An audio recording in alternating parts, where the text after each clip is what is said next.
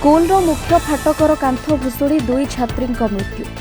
एभली दुखद खबर देखा मिली गजपति जिला रा उदयगिरी थाना अंतर्गत रुबुडिसिंग सरकारी प्राथमिक विद्यालय स्कूल पिला माने खेलुथिबा समय अचानक विद्यालयर गेटटी भुशुड़ी पड़ा फल रुबुडिसिंग ग्रामर दुई छात्री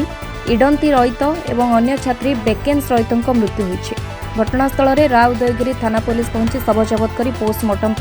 पारलाखेमुंडी पठाइथिबा बेले नुआगढ़ तहसिलदार और बीडीओ पहुंची रेडक्रॉस पांठि उभय मृत परिवार को 20,000 टंका लेखाएं प्रदान करिसेंति। तेबे घटना किए दायी और किभली यह घटला ए समस्त दिगरु पुलिस तदंत करुछि। तेबे दुई जन कोमलमती छात्रींकर मृत्यु पर गाँव में शोकर छाया खेली जाइछि। जने बासिंदा मो जी जानची स्कूल एटी ही अंगनवाड़ी पढ़ती आटी स्कूल पे यूथ स्कूल अच्छी आम जी जानूँ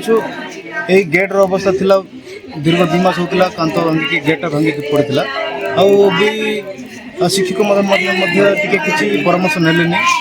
कि स्कूल जो मैंने दायित्व भाव अच्छा सभापति आ स्कूल जो मैंने कि दायित्व भाव अच्छा से किसी गेट को लेकिन किसी प्रशासन को जनइले कि कंट्राक्टर जी घर धरती स्कूल धरती मत किसी कंप्लेन देले जहाँ बाबद आज दिन सकाଳେ 10:30 बेलू पिला स्कूल सारी खाद्य भोजन कलापर से खेलाखेली करते खेलाखेली कर समय अर्थात से कांत तो से गेटा भांगिकी आउ 2 पिला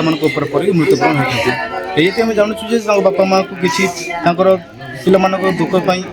आर मन जमी कष्ट होती किसी गोटे क्षतिपूरण देते आम गाँववासी तरफ आम अनुरोध करूँ। मो ना हूँ श्री सतरायिका रुबुडिसिंग प्राथमिक विद्यालय प्रधान शिक्षक सर मु ए घटनाटा मु देखिनी तथापि मत 10:30 बेलू चाबिटा पकईकि मुझे पलैली सर तापर पिला माने आउ थे रिटर्न हो खेलिले पुणी मु कहूँ सर तापर मु खाई गाधेली खाइबी बोली भसली सर